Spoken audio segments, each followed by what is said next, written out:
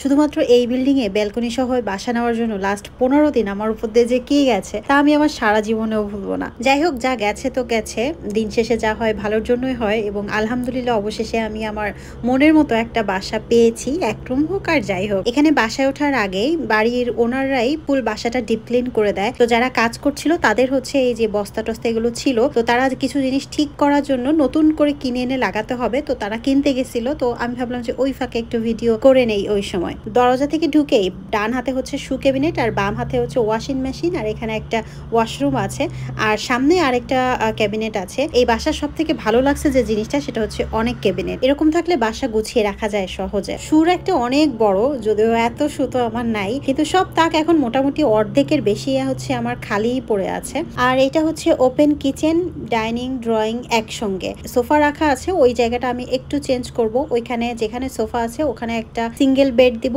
আর সোফাটা এই দিক দিয়ে মানে ব্যালকনির সামনে মুখ করে সোফাটা রাখবো। আর ওপেন কিচেন থাকলে না ভালো লাগে, রান্না করতে বোরিং লাগে না। খুলনাতেও আমার ওপেন কিচেনই ছিল, আমি ঘুরতাম আর ওইখানে রান্না করতাম। যদিও ওইখানে অত অর্গানাইজ ছিল না, যতটুকু সাজিয়েছিলাম নিজেই সাজিয়েছিলাম। আর এখানে আসার পরে আমরা দুজন কাজ ভাগ করেই নিয়েছি। এখন তো খালা নেই, ঘর গোছানো, রান্না করা এগুলো হচ্ছে আমার দায়িত্ব। আর বাজার করাও আমার সাথেই যাবে, তবে সপ্তাহের যে 3 দিনও আমার সাথে এখানে থাকবে সেই 3 দিনের কোনো একদিন আমরা সপ্তাহের বাজারটা করে নিয়ে আসবো। এত ক্যাবিনেট মাঝে মধ্যে নিজেরই আসলে মনে থাকে না যে কোনটার ভিতরে কি রাখছি। ভাবছি যে আমি লিখে রাখবো প্রতিটা ক্যাবিনেটের উপরে যে এই ড্রয়ারে আমি এইটা রাখছি। সোফা দেখে কেউ কান্না করে দিয়েন না, কারণ আমার নিজেরই অনেক মন খারাপ হয়ে গেছিল, কিন্তু এখানে তো কিছু করার নেই। আমার বাসার সোফাটা কত সুন্দর ছিল তাই না? ওটা আমি নাদিয়া থেকে কিনেছিলাম। তবে দুঃখের বিষয়, বাসা চেঞ্জ করার সময় না আমার যে সেন্টার টেবিলটা ছিল সিরামিকের, ওইটা হচ্ছে খালা ভেঙে ফেলছে। কর্মজীবন শেষে একদম নিজের বাড়িতে যতদিন না বসবাস করছি ততদিন খুব শৌখিন জিনিস আমি আর কিনবো না। তো যাই হোক, এটা হচ্ছে সোফার সামনের ব্যালকনি এবং ব্যালকনি থেকে একটা খুব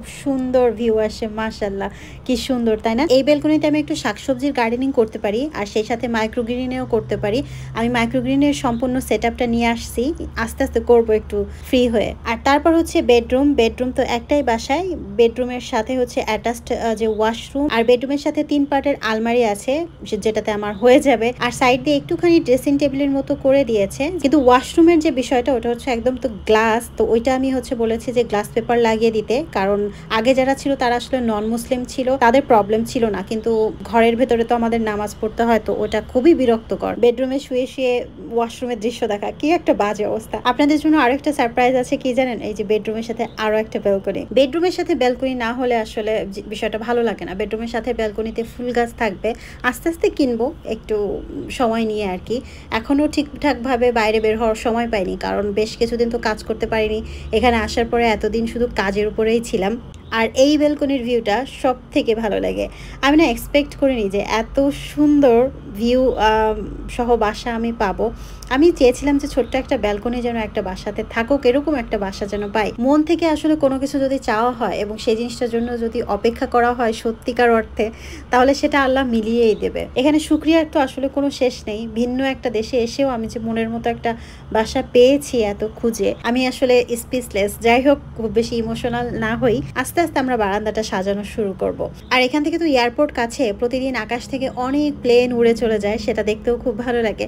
আর দূর থেকে ছোট ছোট লেক মতো আছে, ওগুলো দেখতেও বেশ ভালো লাগে। তবে এখান থেকে লেক ভিউ রেস্টুরেন্টও দেখা যায়, ব্যালকনি থেকে আমার ইউনিভার্সিটিও দেখা যায়। তবে সব থেকে ভালো লাগে আমার দূরের ওই পাহাড়গুলো দেখতে। একদম সকালবেলায় পাহাড়ের উপরে যখন সূর্য ওঠে, দূরের পাহাড়গুলো এত সুন্দর লাগে।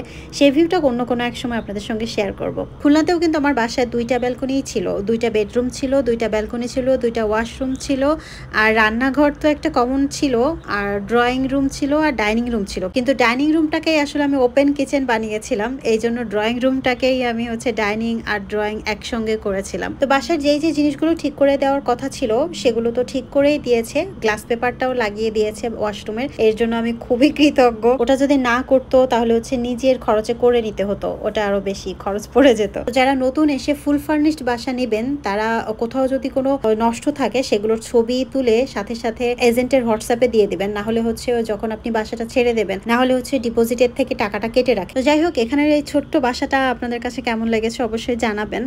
আর ইনারা হচ্ছে আমার বাড়িওয়ালার 2 ছেলে।